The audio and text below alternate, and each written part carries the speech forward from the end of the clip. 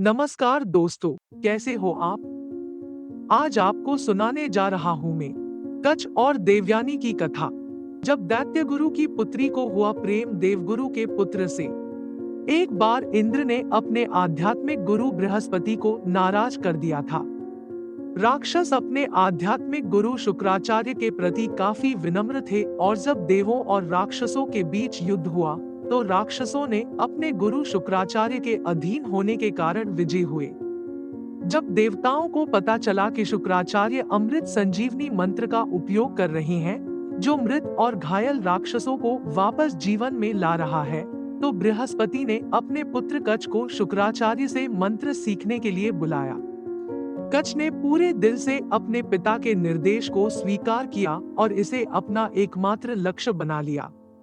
तो कच दूसरे शिविर में गए और शुक्राचार्य को सम्मान दिया और उन्हें अपने शिष्य के रूप में स्वीकार करने के लिए कहा। शुक्राचार्य जानते थे कि कच का आंतरिक उद्देश्य अमृत संजीवनी मंत्र सीखना है, इसलिए उसने ठान लिया कि वह उसे यह नहीं सिखाएगा, लेकिन फिर भी उसे अपने साथ रहने दिया। समय के साथ शुक्राचार्य की बेटी देवयानी को कच से प्यार हो गया और उसने फैसला किया कि वह उससे शादी करेगी।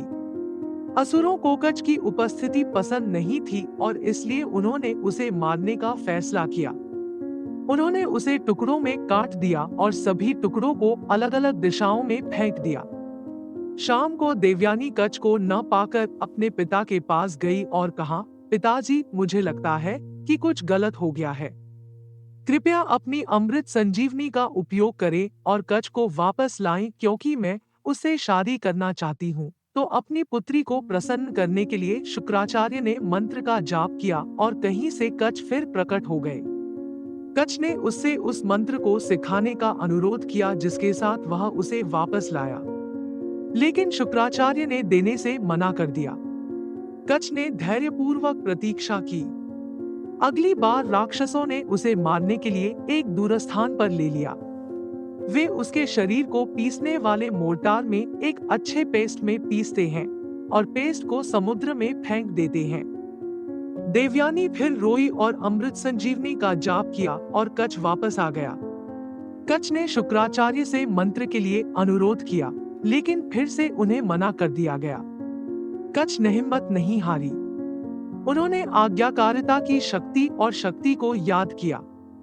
अगली बार असुर यह सुनिश्चित करना चाहते थे कि मंत्र का प्रयोग न हो, तो उन्होंने कच को मार डाला। उन्होंने उसे काट दिया, उन्होंने उसे पीस लिया, उसका पेस्ट बना लिया और फिर उन्होंने एक गिलास शराब ली और उन्होंने शराब में पाउडर डाला और शुक्राचार्य को पीने के लिए दिया।